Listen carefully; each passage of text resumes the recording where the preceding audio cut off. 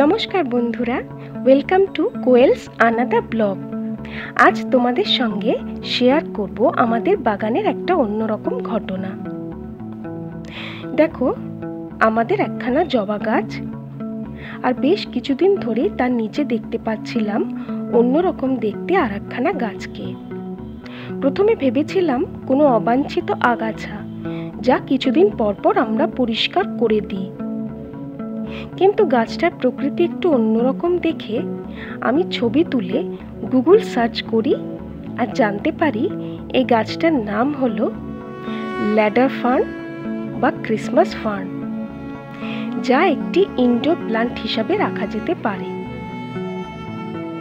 প্রকৃতির আপন খেয়ালে যখন গাছটি আমাদের বাগানে এসেই পড়েছে, তখন তাকে উদ্ধার করার সিদ্ধান্ত নেই, কারণ এই গাছটির উপস্থিতি জবা গাছটিকেও ক্ষতিগ্রস্ত করছিল। যদিও এর শিকড় মাটির অনেক ভিতর পর্যন্ত চলে গিয়েছিল, তবুও অনেক কষ্টে উদ্ধার হয় ল্যাডার ফার্ন গাছটি।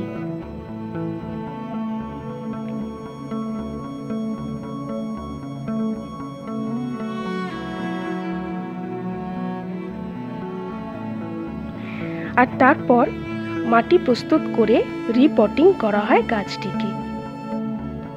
প্রত্যেক ইনডোর প্ল্যান্টে যা যা গুণ থাকে, এই ল্যাডার ফার্নেরও কিন্তু সেই সমস্ত গুণ রয়েছে। ফর্মালডিহাইড, জাইলিন আর টলুইনের মতো বিষাক্ত পদার্থকে বাতাস থেকে দূর করে পরিবেশকে পরিশুদ্ধ করে এই গাছ। এই গাছের পাতাগুলোর অ্যাস্থেটিক অ্যাপিলও অগ্রাহ্য করার না। সবুজ, সতেজ, সুন্দর পাতাগুলো পরিবেশের সৌন্দর্য নিঃসন্দেহে বৃদ্ধি করে। যে কোনো পরিবেশ সাজানোর জন্য এর গুরুত্ব অপরিসীম, সে বাড়ি হোক বা অফিস।